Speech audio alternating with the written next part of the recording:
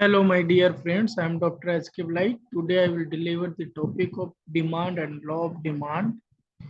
Demand क्या है, meaning क्या है डिमांड का, इसे सिंपली तरीके से समझने की हम कोशिश करते हैं। तो देखिए, मीनिंग समझते हैं। मीनिंग को समझने के लिए हमें 4 पॉइंट ध्यान में रखने होंगे डिमांड के मीनिंग को समझने के लिए। फर्स्ट, डिजायर और choice. Second, ability to pay और availability of resources. Third point, willing to pay और ability to sacrifice the resources and time.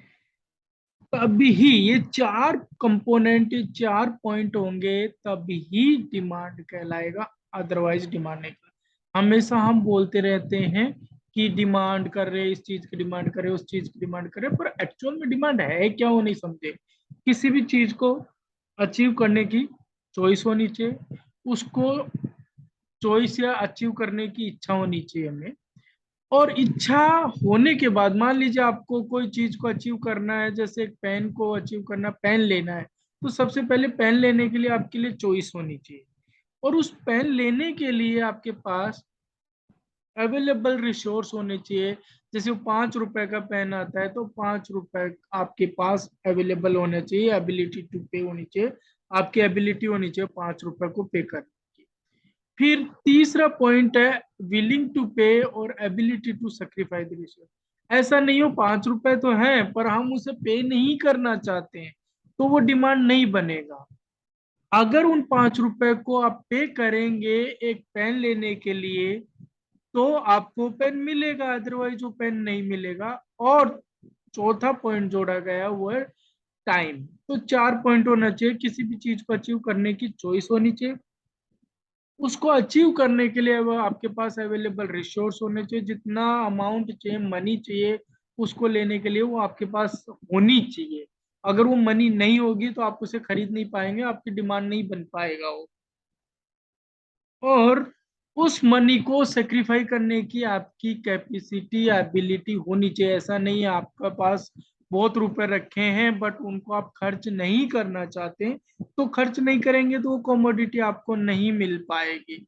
इसलिए जिस कमोडिटी को आप खरीदना चाहते हैं उस कमोडिटी के लिए आपको वो मनी पे करनी पड़ेगी। आपकी विलिंग टू पे होनी चाहिए, एबिलिटी टू सेक्रीफाइस रिसोर्स, मतलब आपकी इच्छा होनी चाहिए उसे पे करने की। तो आपको पे करोगे उसे तभी आपको वो मिलेगा। और चौथा, पर्टिकुलर टाइम। ये टाइम क्यों जोड़ा गया है? डिमांड पर्टिकुलर टाइम में होती है। जैसे विंटर के अंदर स्वेटर की डिमांड होती है, तो एक पर्टिकुलर टाइम पीरियड है, उस टाइम पीरियड में डिमांड होती है। जैसे कि गर्मियों में आपको किसकी जरूरत होती है? आइसक्रीम की जरूरत होती है। तो इस समय के अनुसार आपकी चॉइस आपकी चेंज होती जाती है, आपकी डिमांड चेंज होती जाती है।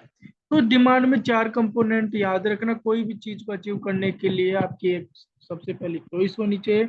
अगर चॉइस ही नहीं है तो डिमांड नहीं बन पाएगा। सेकेंड पॉइंट, उसको अचीव करने के लिए आपके पास मनी, धन, रिसोर्स होने चाहिए।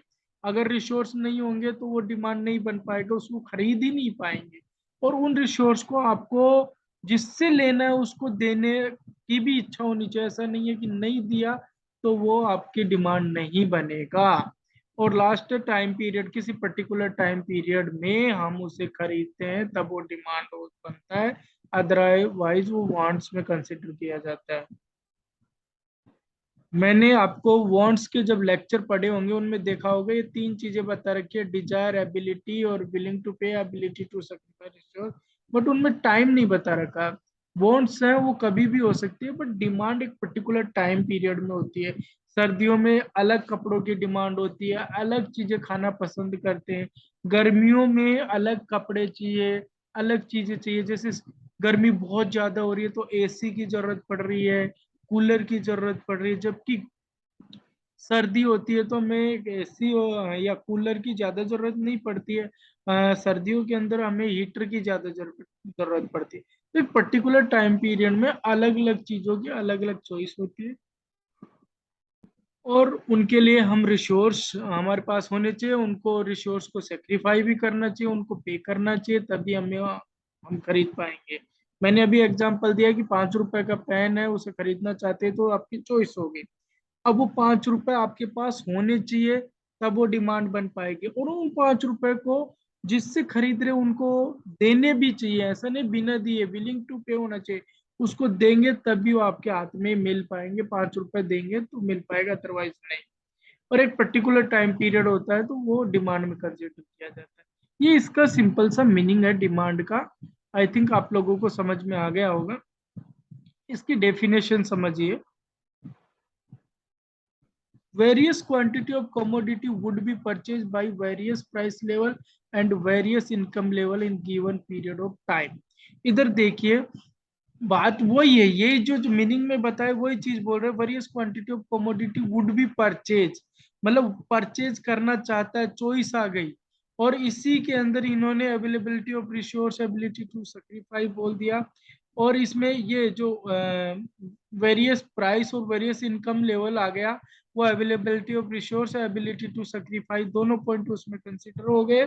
और in given period of time, ये आपके मीनिंग में था, वो यहाँ पे दे दिया गया। मतलब वो ही पॉइंटों को यहाँ डेफिनेशन के फॉर्म में एक्सप्लेन कर रहे हैं जो हम मीनिंग में बताए हैं। अब टाइप्स ऑफ डिमांड है। डिमांड कितने प्रकार की होती है? जैसे प्राइस डिमांड है, इनकम डिमांड है, क्रॉस डिमांड है, इंडिविजुअल डिमांड है, मार्केट डिमांड है, डेराइव डिमांड और डायरेक्ट डिमांड होती है। ये एग्जाम में काफी बार पूछे हुए हैं क्वेश्चन, तो इनको ध्यान से सुनिएगा। प्राइस डिमांड क्या होती है? कि जब कस्टमर या कंज्यूमर है, प्राइस के बेसिस पे कमोडिटी की डिमांड करता है, तो उसे प्राइस डिमांड कहते हैं, प्राइस के बेसिस पे। अगर इनकम के बेसिस पे वो कर रहा है, प्राइस को ध्यान नहीं रखा, कभी कभी रिच पर्सन होते हैं वो प्राइस नहीं पूछते, वो कहते हैं 10 किलो केले पैक कर दीजिएगा, 2 किलो एप्पल पैक कर दीजिए, वो प्राइस नहीं देखते। उनका इनकम अच्छा होता है, जिसके कारण वो इनकम के आधार पर कमोडिटी की डिमांड करते हैं, तो उसे इनकम डिमांड कहते हैं। और तीसरा पॉइंट है क्रॉस डिमांड। क्रॉस डिमांड होती है कि किसी पर्टिकुलर कमोडिटी की प्राइस उस न देख के दूसरे की प्राइस पे एक कमोडिटी की डिमांड अफेक्ट होती है, उसे क्रॉस डिमांड कहते हैं। ऐसे नहीं समझ में आएगा, आप देखिएगा कि सब्स्टिट्यूट गुड होते हैं, एक के स्थान पे दूसरा यूज करने वाले होते हैं, वहां पे ये क्रॉस डिमांड होती है। जैसे चाय की आप डिमांड करते हैं, तो उस वक्त मान लीजिए चाय की प्राइस ज्यादा है, तो आप सॉरी कॉफी, कॉफी की डिमांड ज्यादा करते हैं लोग, एक्चुअल में कॉफी पीना पसंद ज्यादा करते हैं, तो कॉफी की डिमांड ज्यादा है, उस केस में कॉफी की प्राइस ज्यादा होगी। बट उसके सब्स्टिट्यूट गुड्स आप यूज करने लग जाते हैं, चाय, तो उसका प्राइस है गिर जाएगा, क्योंकि लोग चाय को ज्यादा खरीदने लग जाएंगे। चाय की प्राइस कम है, जिसके कारण कॉफी की डिमांड अफेक्ट हो रही है। तो मैंने ये कहा कि जो मेन कमोडिटी जो यूज कर रहे हैं, उसकी डिमांड अफेक्ट होती है उसकी सब्स्टिट्यूट गुड्स की प्राइस के कारण। वो चाय की प्राइस कम होने के कारण लोग चाय को ज्यादा यूज कर रहे हैं, और कॉफी की प्राइस ज्यादा होने के कारण कॉफी को नहीं यूज करे, तो कॉफी की डिमांड अफेक्ट हो जाती है। चाय की प्राइस कम होने से लोग चाय ज्यादा पी रहे हैं, कॉफी को कम पीना पसंद कर रहे हैं लोग। इसके कारण कोई दूसरे गुड्स, सब्स्टिट्यूट गुड्स की प्राइस के कारण जो मेन गुड्स है उसकी क्वांटिटी डिमांड है वो अफेक्ट होती है, उसे हम क्रॉस डिमांड कहते हैं। तीसरा इंडिविजुअल डिमांड। इंडिविजुअल डिमांड किसे कहते हैं? पर्टिकुलर पर्सन किस किस कमोडिटी की डिमांड करता है, किस प्रकार की कमोडिटी का या किस प्रकार की ब्रांड की कमोडिटी का वो डिमांड करता है, उसे हम इंडिविजुअल डिमांड कहते हैं। इंडिविजुअल जितने लोग मार्केट में आते हैं उन सभी को एक साथ जोड़ दिया जाता है, तो उसे मार्केट डिमांड कहते हैं। जैसे मार्केट में 100 लोग आए, तो इंडिविजुअली एक पर्टिकुलर पर्सन कौन सी ब्रांड को पसंद कर रहा, दूसरा पर्सन कौन सी ब्रांड को कर रहा, तीसरा पर्सन, ऐसे 100 पर्सन मार्केट में आए, 100 अलग अलग चीजों को पसंद कर रहे हैं और अलग अलग ब्रांड को पसंद कर रहे हैं। जब इन 100 को एक साथ जोड़ दिया जाएगा तो वो मार्केट डिमांड कहलाएगा। Aggregation of the individual demand is known as the market demand. फिर derive demand and direct demand. Derive demand और डायरेक्ट डिमांड भी एग्जाम में आए हुए हैं, ये भी बहुत इंपॉर्टेंट है। डेराइव डिमांड होते हैं कि जैसे मान लीजिए आप गेहूं उगाना चाहते हैं, गेहूं का प्रोडक्शन लेना चाहते हैं, गेहूं का ग्रेन लेना चाहते हैं, तो गेहूं को आप डायरेक्टली तो प्रोडक्शन ले नहीं सकते बिना इनपुट यूज किए, तो हम गेहूं को डिमांड कर रहे हैं, गेहूं का प्रोडक्शन कर रहे हैं, उसके कारण उसमें लगने वाले इनपुट्स की भी इनडायरेक्टली डिमांड करते हैं। जैसे सीड चाहिए, उसके लिए फर्टिलाइजर चाहिए, इंसेक्टिसाइड चाहिए, इरिगेशन चाहिए, तो उस गेहूं को लेने के लिए जो जो चीजों की जरूरत पड़ रही है उनकी भी जो डिमांड करते हैं हम, मेन प्रोडक्ट को लेने के लिए इनपुट्स की डिमांड करते हैं, उसे डेराइव डिमांड कहते हैं। और डायरेक्ट डिमांड कहते हैं कि जो हम डायरेक्टली कंज्यूम करते हैं कोई जिस कमोडिटी को और उससे सेटिस्फेक्शन मिलता है, वो डायरेक्ट डिमांड। जैसे गेहूं को हम डिमांड कर रहे हैं और उसको कंज्यूम करने से हमें डायरेक्टली सेटिस्फेक्शन मिलता है, तो उसे डायरेक्ट डिमांड। अब डिमांड फंक्शंस है। डिमांड फंक्शंस कैसे कहते हैं?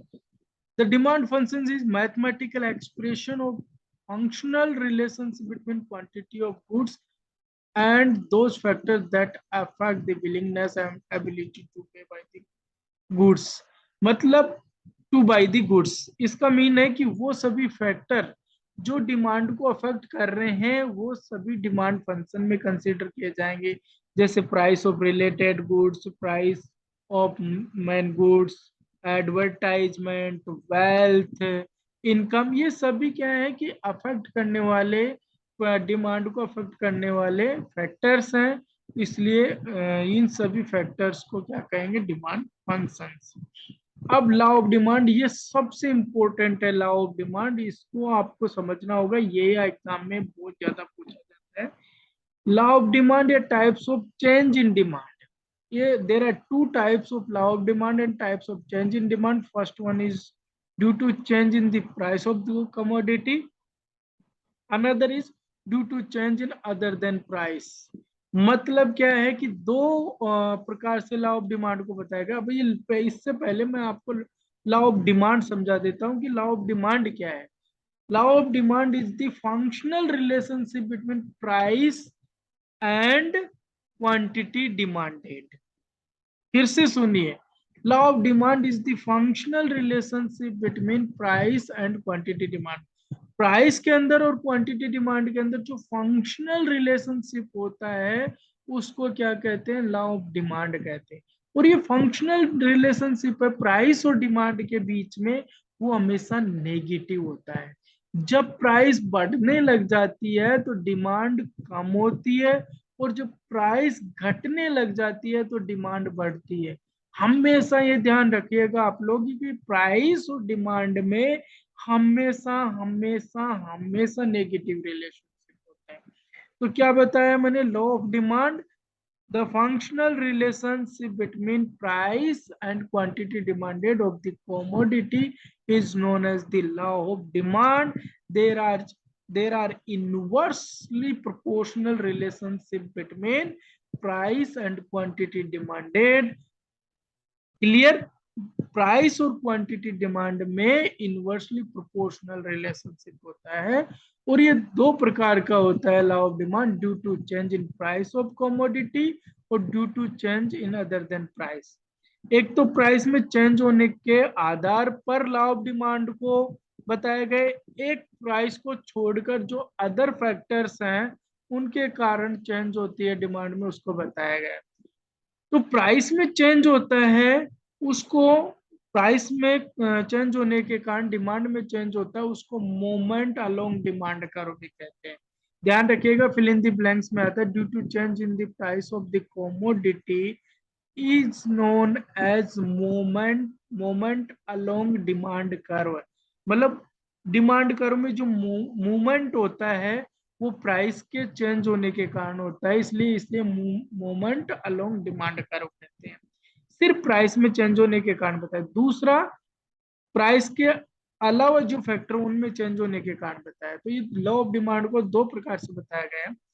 तो प्राइस में चेंज होने के कारण दो प्रकार से एक्सप्लेन किया गया लॉ ऑफ डिमांड को, extension of demand and contraction of demand. Price के अलावा जो फैक्टर के कारण डिमांड में चेंज होता है उसको हम शिफ्ट इन डिमांड कहते हैं। और प्राइस के कारण जो चेंज हो रहा है डिमांड में उसे मोमेंट अलोंग डिमांड का रूप है। और प्राइस के अलावा जो फैक्टर्स उनके कारण डिमांड में चेंज होता है उसे शिफ्ट इन डिमांड कहते हैं। इसे दो प्रकार से डिवाइड किया हुआ है, इंक्रीज इन डिमांड और डिक्रीज इन डिमांड। आगे इनको हम अच्छे से समझते हैं। Extension of demand and contraction of demand.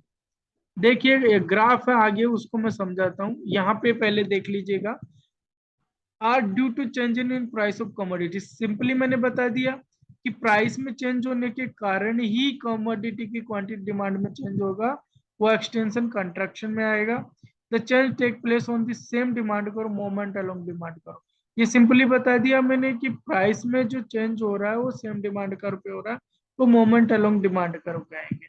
Leeds to change on quantity demand, ये ऑलरेडी मैंने बता दिया आप लोगों को, आगे और अच्छे से समझा देता हूँ। Due to change in price, पहला जो टाइप है लॉ ऑफ डिमांड का वो क्या था, due to change in price of commodity या मोमेंट अलोंग डिमांड कहा। उसमें फर्स्ट टाइप था extension of demand. Extension of demand क्या कहते हैं कि इधर देखिए, ध्यान से देखिए, जब प्राइस कम होती है और क्वांटिटी डिमांड बढ़ती है, प्राइस में कम होने के कारण क्वांटिटी डिमांड बढ़ती है, उसे एक्सटेंशन ऑफ डिमांड कहते हैं। फिर से ध्यान से सुनिए, प्राइस में कम होने के कारण, पहले प्राइस 12,000 थी, उसके बाद प्राइस 8,000 हो गई। तो 12,000 जब प्राइस थी तो 15 यूनिट कोई कॉमोडिटी की खरीद रहे थे, और जब प्राइस 8,000 हो गई तो आप 20 यूनिट कॉमोडिटी की खरीद रहे हैं।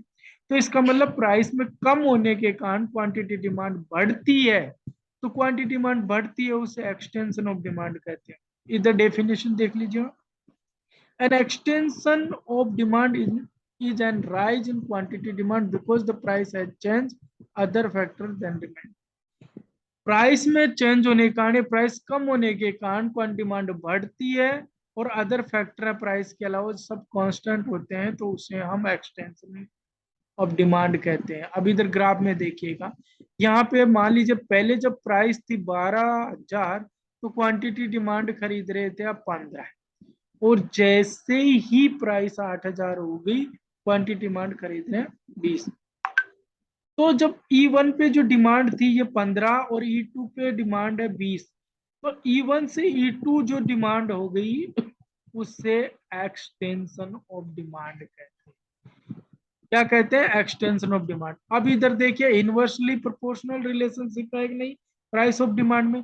जब प्राइस ज्यादा थी तो क्वांटिटी डिमांड कम खरीदी जा रही, जब प्राइस कम हुई क्वांटिटी डिमांड क्या हो रही, ज्यादा खरीदी जा रही है। तो ये नेगेटिव रिलेशनशिप हो गया, सिंपल ही है। An extension of demand denote E1 to E2, मतलब कुल मिला के ये है कि E1 जो डिमांड क्वांटिटी डिमांड है 15 है, और E2 है क्वांटिटी डिमांड वो 20 है।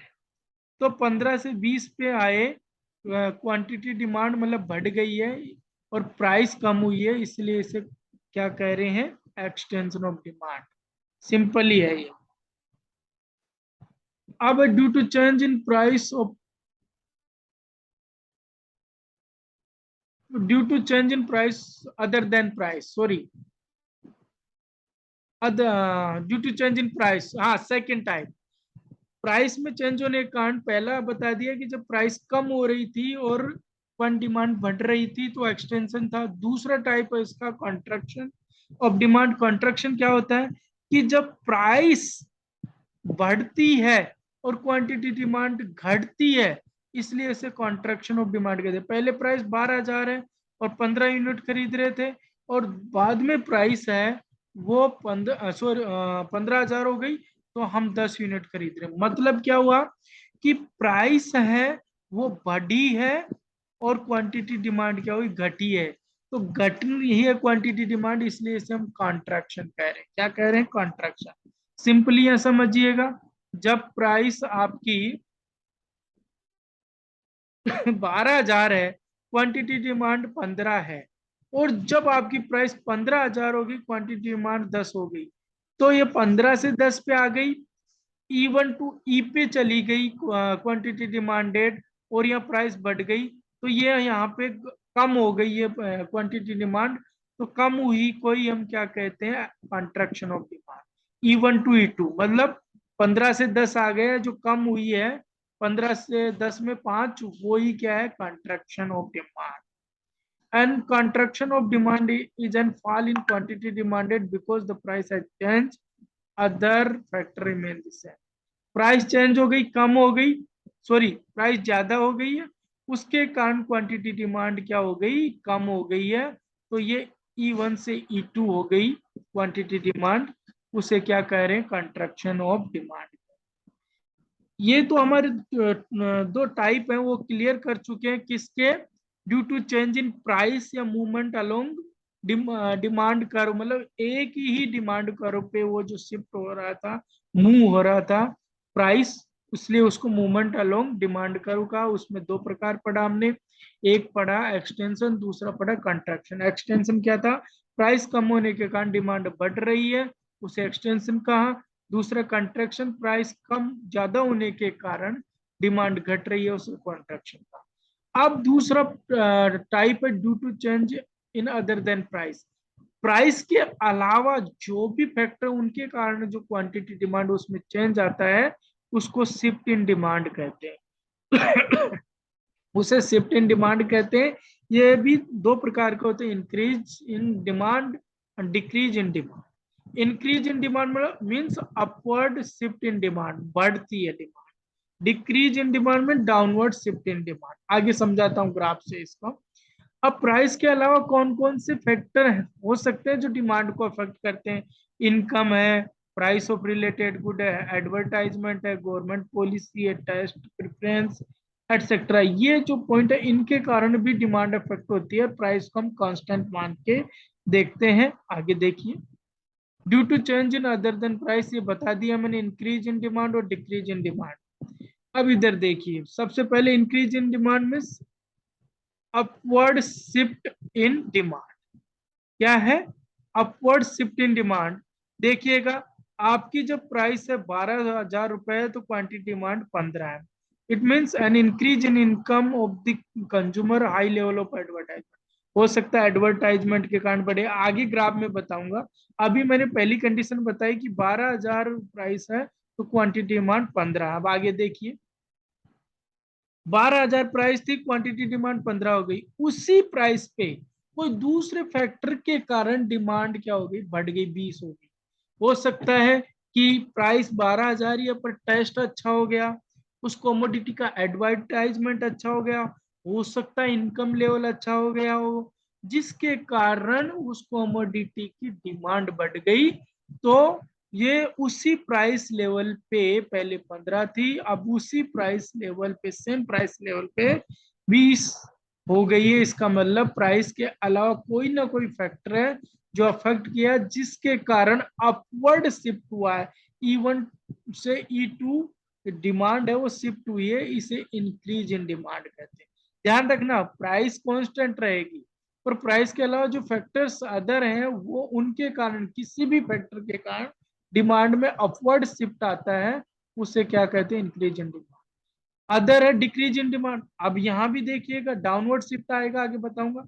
12,000 प्राइस है और क्वांटिटी डिमांड 15 है, तो वो E1 क्वांटिटी डिमांड। अब डाउनवर्ड शिफ्ट कैसे होगा, इधर देखिएगा, जब आपकी 12,000 प्राइस है और 15,000 sorry 15 quantity, 15 unit quantity purchase कर रहे हैं, डिमांड कर रहे हैं, हो सकता है कोई कारण हो कि टेस्ट सही नहीं हुआ हो सकता है इनकम लेवल गिर गया हो सकता है बहुत से ऐसे कारण है जिसके कारण उसको मजबूरन उस कमोडिटी को नहीं खरीदा जा रहा, अचानक से उसका अच्छी कमोडिटी टेस्ट वाली मिल गई, सब्सटीट्यूट गुड्स मिल गया उसका, जिसके कारण इसको वो कम पर पसंद करने लगा, दूसरी चीजें ज्यादा खरीदने लग गया, तो वो उस कमोडिटी को कम खरीदने लग जाता है, तो ये डाउनवर्ड शिफ्ट होने लग जाता है। पहले क्या कहा थी, क्वांटिटी डिमांड 15 पे थी, अब क्वांटिटी डिमांड 10 पे आ गई। इसका मतलब क्या है, कोई ना कोई फैक्टर है, प्राइस तो कांस्टेंट है, प्राइस के कारण तो नहीं चेंज हुआ, अदर देन प्राइस जो भी फैक्टर है, हो सकता है टेस्ट मुंह से अच्छा नहीं लग रहा हो सकता है एडवर्टाइजमेंट सही नहीं हुआ हो सकता है इनकम लेवल गिर गया हो, इनके कारण क्वांटिटी डिमांड है सेम प्राइस लेवल पे गिर जाती है, डाउनवर्ड हो जाती है, उसे डिक्रीज इन डिमांड कहते हैं। तो ये क्लियरली मैंने दो प्रकार से लॉ ऑफ डिमांड बताया, एक तो मोमेंट अलोंग डिमांड करो, दूसरा shift in demand curve. Moment along demand करो में एक्सटेंशन एंड कंट्रक्शन बताया, शिफ्ट इन डिमांड करो में आपको बताया increase in demand and decrease in demand. तो सिंपली आपको ग्राफ से समझ में आ गया होगा। अब exception of law of demand, demand के एक्सेप्शन कौन कौन से? Status symbol of commodity, fear of shortage, ignorance, speculation और गिवन गुड्स। एक एक समझाता हूं मैं। Status symbol of commodity, there are certain commodity which has prestige value, car, jewellery, diamond, luxury product. अब देखिएगा हमारी डिमांड का रूल्स क्या था कि प्राइस और डिमांड में हमेशा नेगेटिव रिलेशनशिप होता है। क्या होता है? Negative relationship. पर कुछ लोगों की सोच ये है कि हाई प्राइस की कमोडिटी खरीदेंगे ज्यादा तो उनका स्टेटस मेंटेन रहेगा, तो वहां पे ये नियम फेल हो जाता है। हमने तो कहा कि प्राइस घटने पे क्वांटिटी डिमांड ज्यादा होगी, बट ये लोग क्या कह रहे हैं कि प्राइस बढ़ने पर भी क्वांटिटी डिमांड ज्यादा कर रहे हैं ये। तो ये क्या हो गया? पॉजिटिव रिलेशनशिप हो गया प्राइस और डिमांड में। Car, jewellery, diamond, luxury product, जितनी ज्यादा इनकी प्राइस होती जा रही है उतना ही ज्यादा इनको ये खरीद रहे हैं अपने स्टेटस को मेंटेन करने के लिए। तो फिर लॉ ऑफ डिमांड वहां फेल हो जाता है। लॉ ऑफ डिमांड होता है हमारा कि प्राइस और डिमांड में नेगेटिव रिलेशनशिप होता है। बट रिच पर्सन हमेशा ये सोचते हैं कि ज्यादा प्राइस वाली चीजें अच्छी होती हैं, या फिर अपने स्टेटस को बनाए रखने। अगर मान लीजिए कम प्राइस वाली चीजें जाकर खरीदे कहेंगे तो अमीर आदमी है, देखो कम पैसे वाली चीजें खरीद रहा है, तो अपने स्टेटस को मेंटेन खरीद करने के लिए ज्यादा प्राइस वाली चीजें ही खरीदता है। तो पॉजिटिव रिलेशनशिप हो जाता है डिमांड एंड प्राइस में। तो ये लाभ वहां नहीं लगता, इसलिए एक्सेप्शन हो जाता है।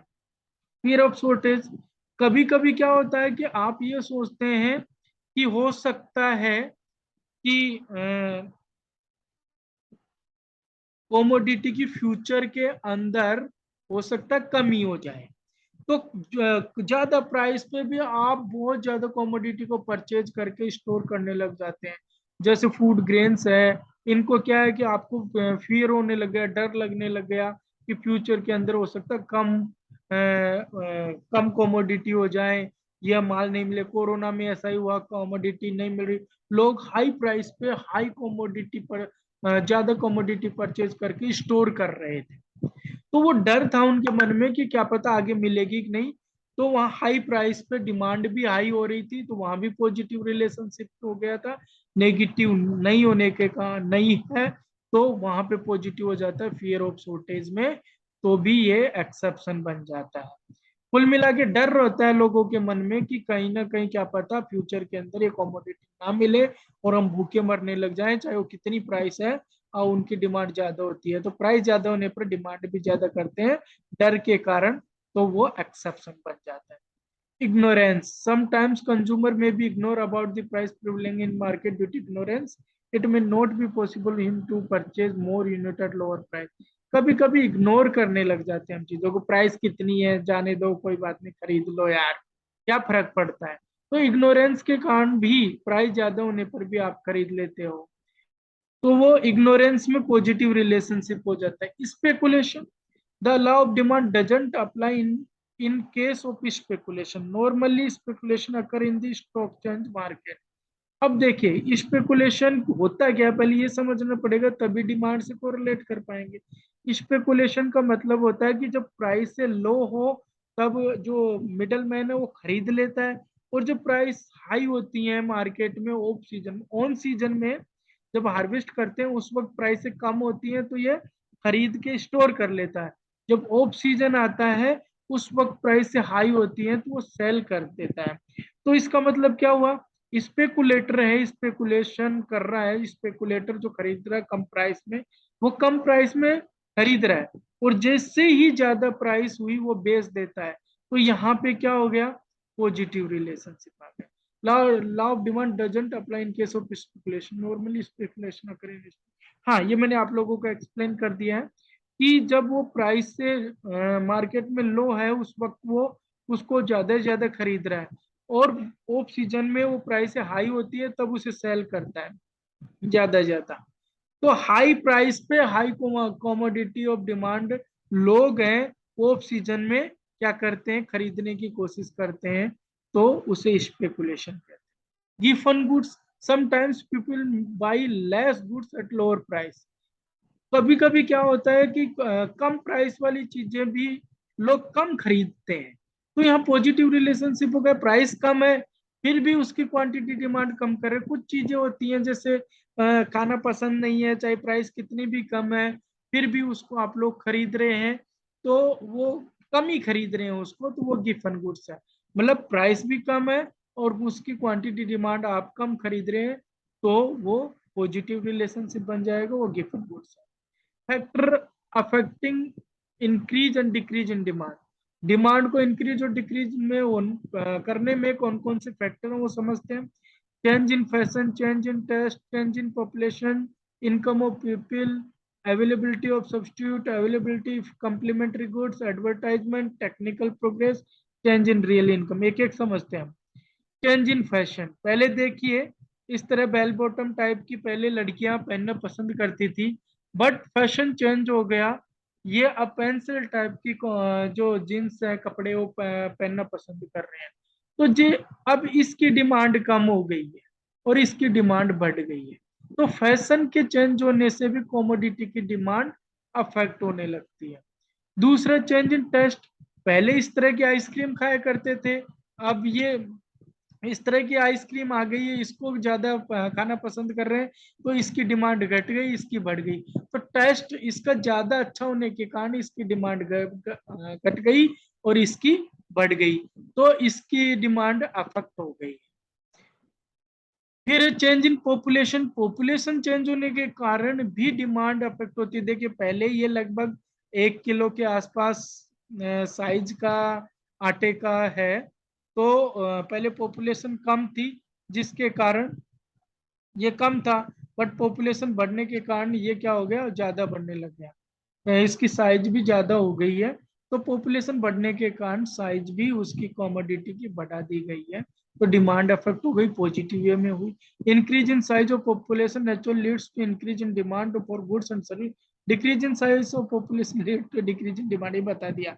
पॉपुलेशन ज्यादा बढ़ती जाएगी तो ज्यादा साइज में कॉमोडिटी को पैक करना पड़ेगा, तो अफेक्ट हो गई है, क्योंकि क्वांटिटी ज्यादा पैक कर रहे हैं तो डिमांड ज्यादा हो गई है, तो पॉजिटिव वे में अफेक्ट हुआ। इनकम ऑफ पीपल, हाँ, लोगों की इनकम बढ़ती है, इनकम ज्यादा होती है, तो वो कॉमोडिटी भी दूसरी तरह आई ब्रांडेड कॉमोडिटी खरीदते हैं।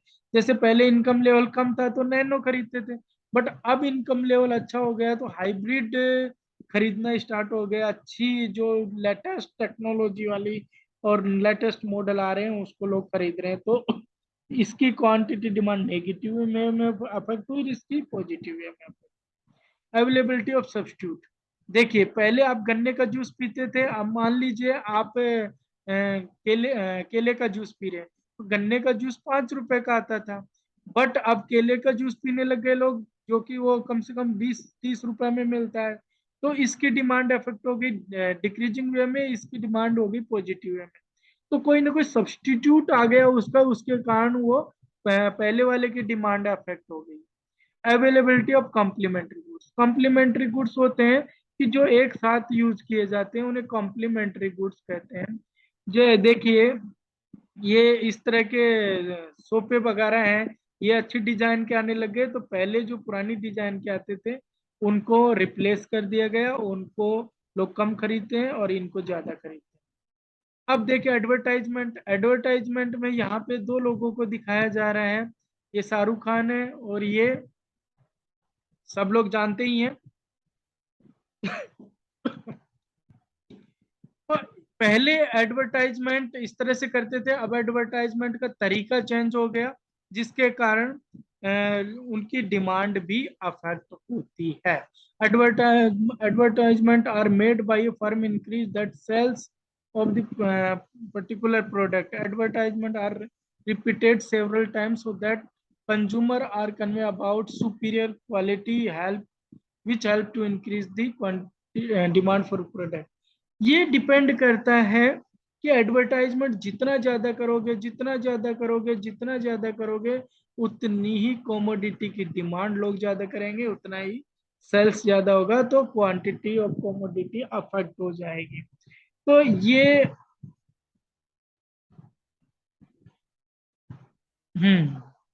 फिर है टेक्निकल प्रोग्रेस। पहले देखिए टेलीफोन इस तरह से यूज करा करते थे, कान के लगाते थे, आजकल सभी की जेब में आने लगा है। तो इसकी क्वांटिटी डिमांड है, लोग कम करते हैं, ना के बराबर करते हैं।